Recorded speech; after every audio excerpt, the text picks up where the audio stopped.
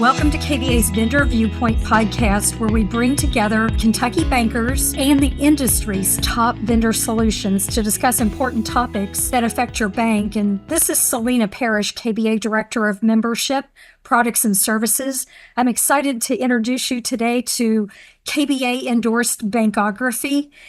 Stephen Ryder is president of Bancography, and we're excited to have you with us, Steve. Thank you so much for your time today. I'm going to kick it off. Please tell our audience all about your role there at Bancography and all the great things you're doing for KBA members.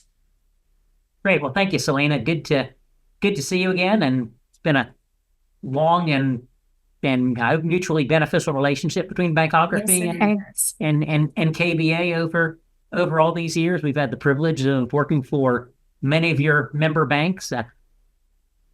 I'm actually the founder of Bancography. We started the firm in 2001. I was with a bank called AmSouth here in Birmingham that's now morphed into Regions Bank, but we're almost 25 years now into Bancography, providing branch planning services for banks across the United States, helping them figure out open, closed decisions, mergers, and the like. And I know right now, I was just looking at your spring journal, the Bancography. Yes.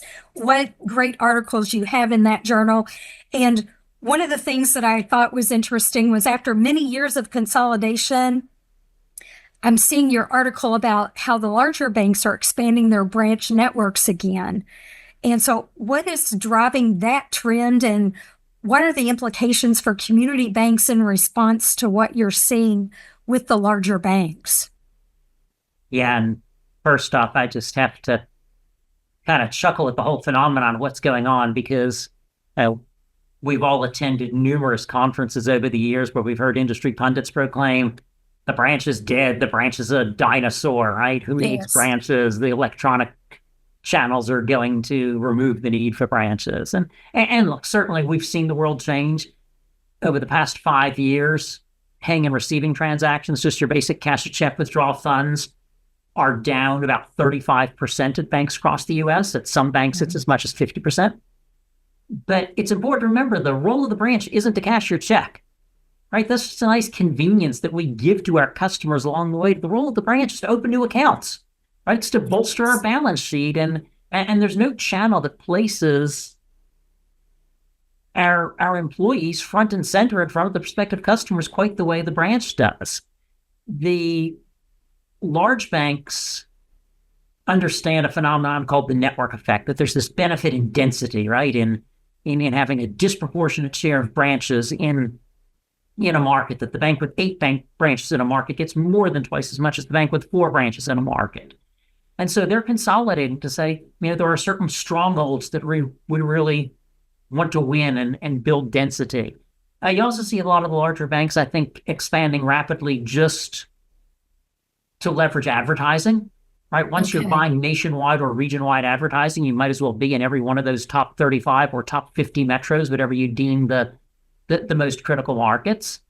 And of course, for community banks, that says that, look, we'll never have the budget in a market like a Louisville or a Lexington or a Cincinnati. And of course, I include those Kentucky suburbs on the south side of the river there as part of the Cincinnati metro. So community banks are never going to have the budget to go branch for branch against Bank of America, against Wells Fargo. But it does say that we need to defend certain strongholds, places where we have differential advantage through community history, through legacy relationships with centers of influence and business leaders and such, that we do need to defend presence in those markets with branch delivery of our own.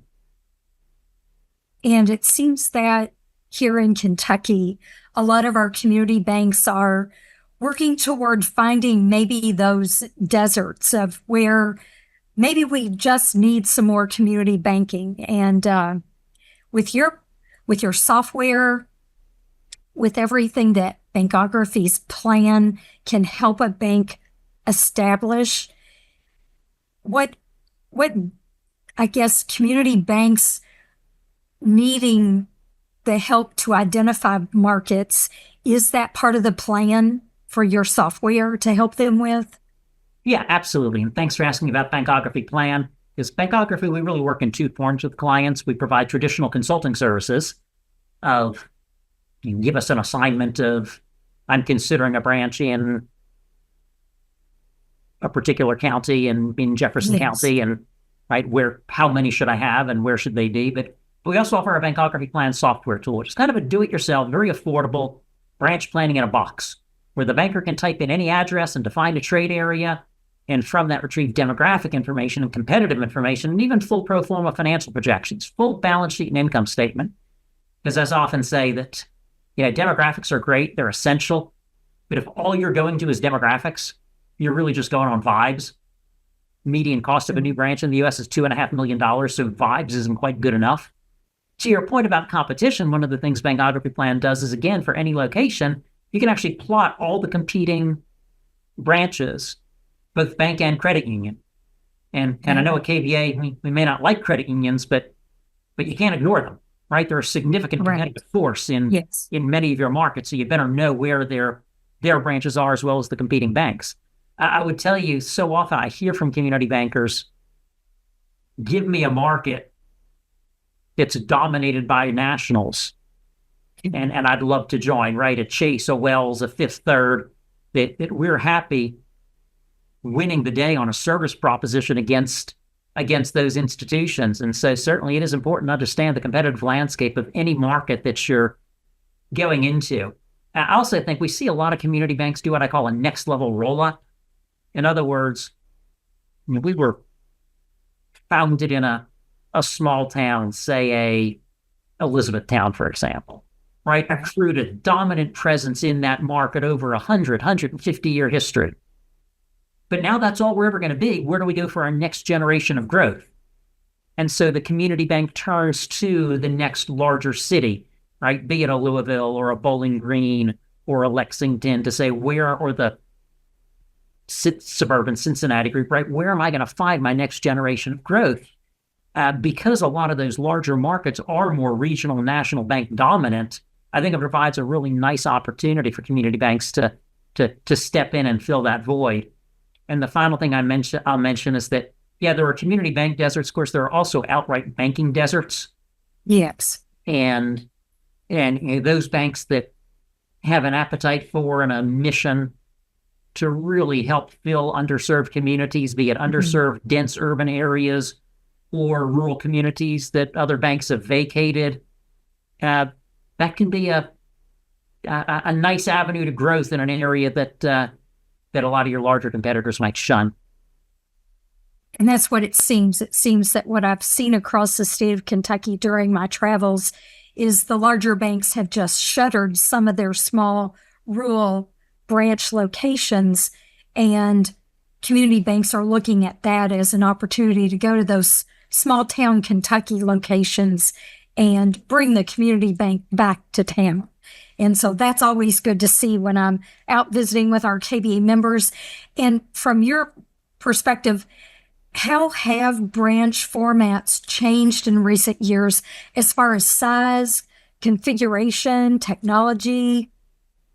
What do you think the typical branch model might evolve to going forward? What does that new branch model look like for us? Yeah, and I think it's a really important question relative to what community banks can do to maintain services, particularly in smaller markets, right? A market of 5,000 households just isn't going to have the ability to produce the same deposit levels as a market of 15,000 households, right? That's simple mathematics, and particularly a lot of smaller markets, a lot of rural markets, and type that are predominant in much of Kentucky, carry lower income levels as well. So the balances are going to be lower, but keep in mind, your bank CFO doesn't care how big the branch is. Right. Doesn't care about balance size. CFO cares about return on investment. And the reality is that if we have a service model, a traditional 3,500 square foot freestanding 6 drive-ins, it requires, say, $50 million in deposits to generate an appropriate internal rate of return or return on liabilities or efficiency ratio, whatever your CFO and your CEO and your board are seeking. And that's fine. But if a market only has 25 million in potential, that doesn't mean we bypass it entirely. It just means we need a different model, right? So how can we shrink that 3,500 square feet? Well, for one, we can look at storefront branches, right? So by storefront, we mean not freestanding on the out parcel of the shopping lot, but in between the Kroger store, the pizza place, and the nail salon, right? 1,800 square feet. We can take away that drive-in, or we could even put an ITM in the parking pad, and the ITM is serviced by our call center. And so it doesn't require branch staff, and then gives us that driving capability to complement the walk-up in the strip center at a much lower cost. We can eliminate the traditional teller CSR divide, the divide between the teller and the platform, by using teller cash recyclers. Keep in mind, teller cash recycler, totally secure. So unlike a cash drawer, the attendant can leave it, not have to close it under dual control, key in the little door behind the teller line. And that means that that same bank employee can work both the teller line one moment and then the CSR line the next, in what we call the universal banker approach. Of course, that lowers the staff complement. That also allows us to shrink the footprint of the branch because we don't need that walled off teller line anymore. And of course, that allows a smaller floor plan. And all of those then allow us to take our 3,500 square feet and 6 FTEs to say 1,800 square feet and then 4 FTEs. And then our $25 million branch yields that same 15% internal rate of return that our CFO is demanding. Those efficiencies just make so many differences for community banks when you outline everything that can be done. It definitely makes a difference on the bottom line and keeps those chief financial officers happy, I would think, for sure. So that would be the type of consulting project that you would do for a bank. Let's say, I run into some of our member banks who know they need to just revamp their existing location to be more efficient. Would that be a consulting type service that you would do for the banks to help them downsize or re-strategize the existing location to be more efficient?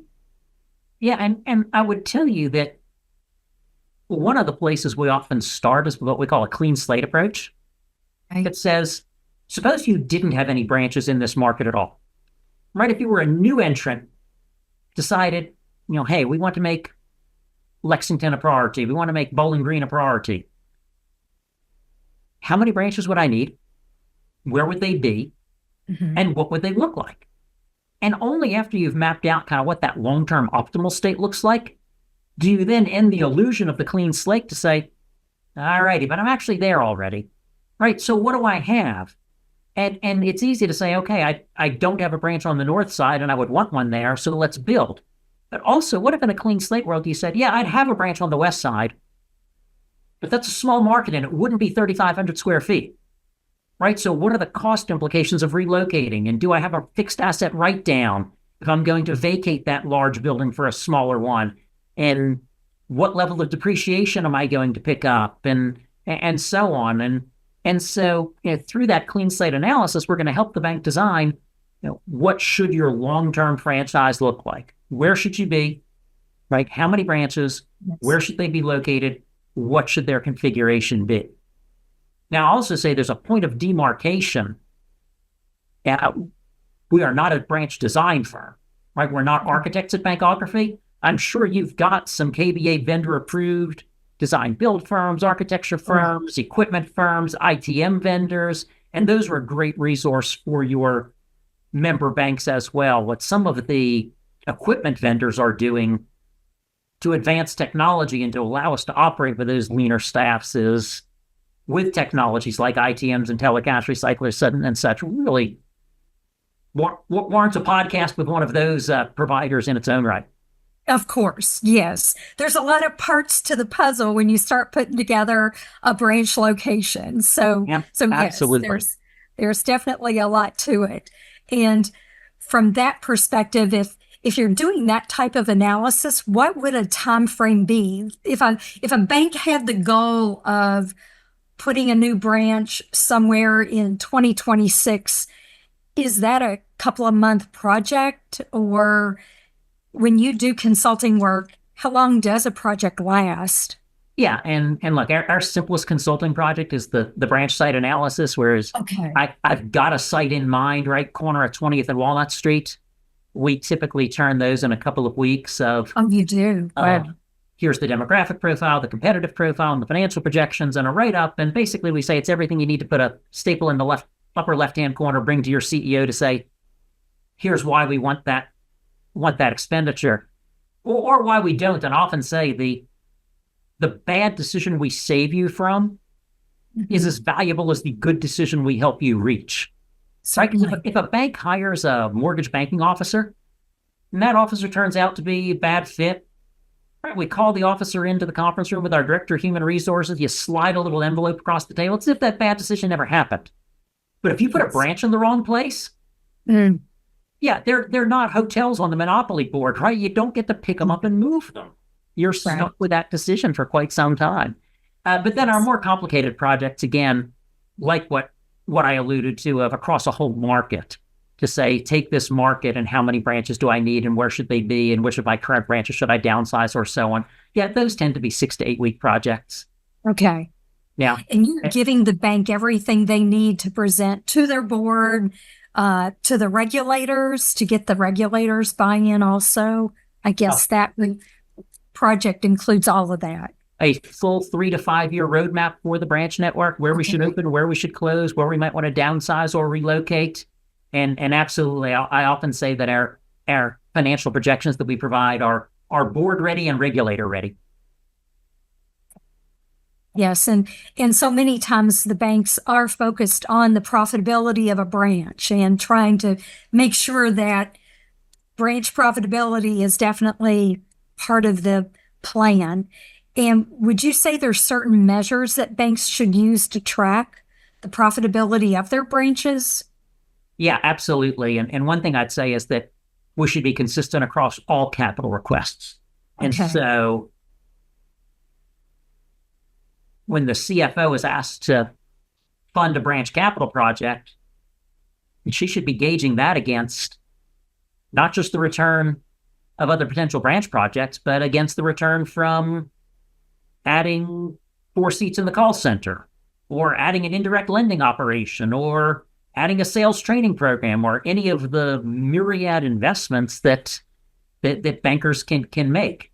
That noted, some of the key measures we really like: internal rate of return over a 5 or 10 year horizon is a solid benchmark, and most bankers are looking for something in the 15% range, say plus or minus a couple of percentage points. But the efficiency ratio, how many cents of expense does it take to generate $1 of revenue?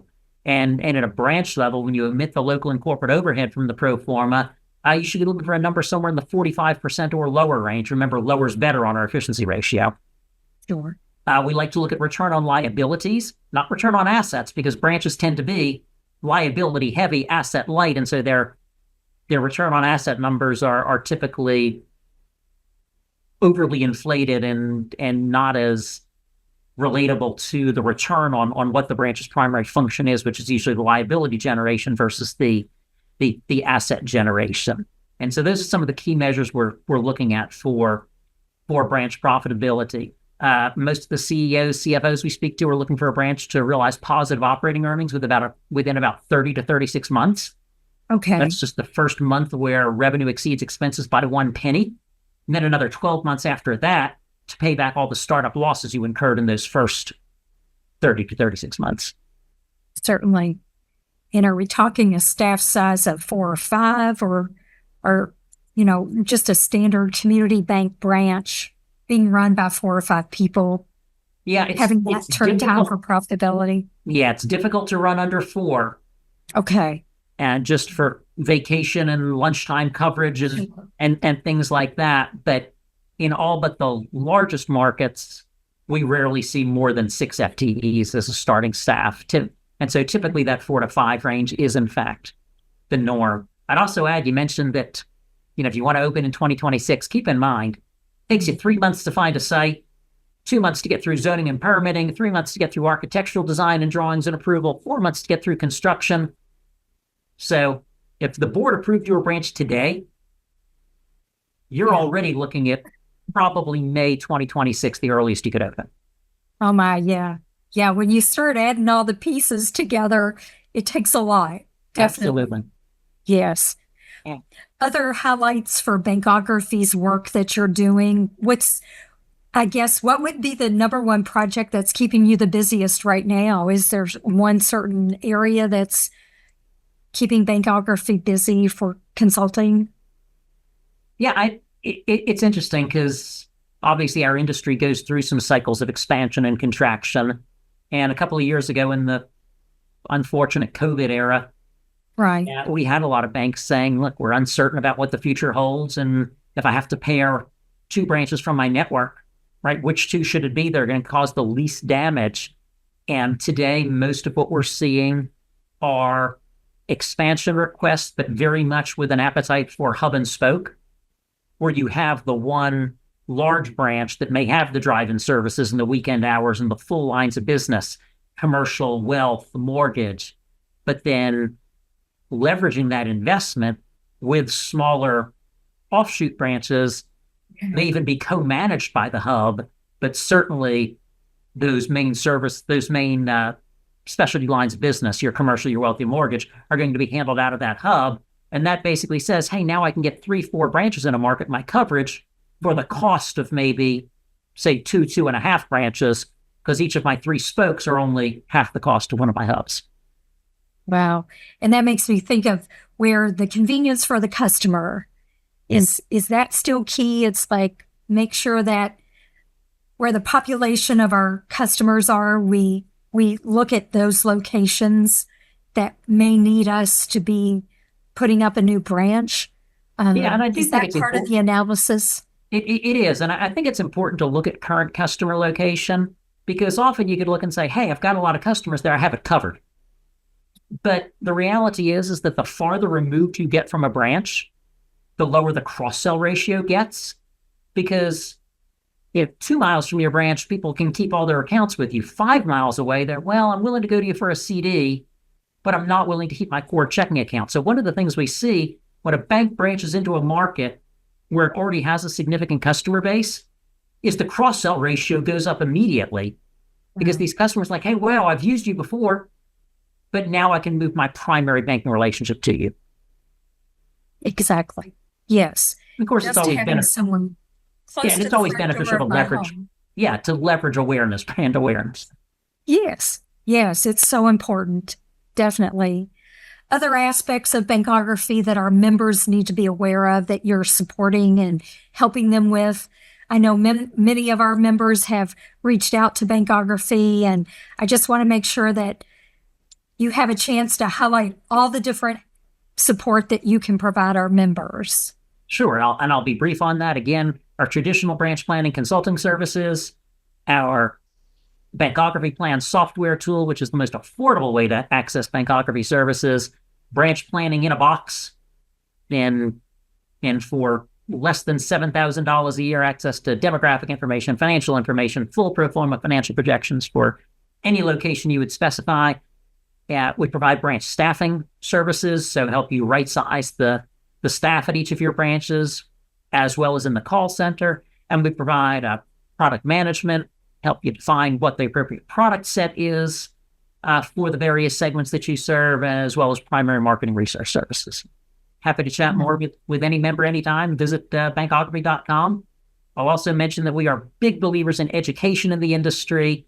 All of our research is in the public domain. There's no paywall. There's no registration. You alluded at the front to our Bankology Quarterly Journal. We publish an array of articles on demographic issues, competitive issues, product management, sales management, every quarter. Check that out on our website.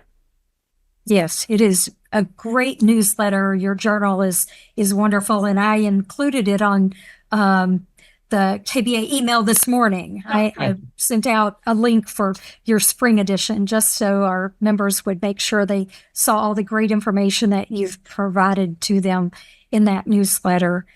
Thank you so much, Steve. Your time today has been great at sharing all the excellent support and information on how Bancography supports our members. We do have additional information on KBA's website for Bancography. And you can go to kybanks.com and find more details on Bancography Plan. And that's all for this episode of KBA Vendor Viewpoint. Until next time, this podcast is a wrap. Have a great day, everyone. Thank you, Steve. It's great to have you on today.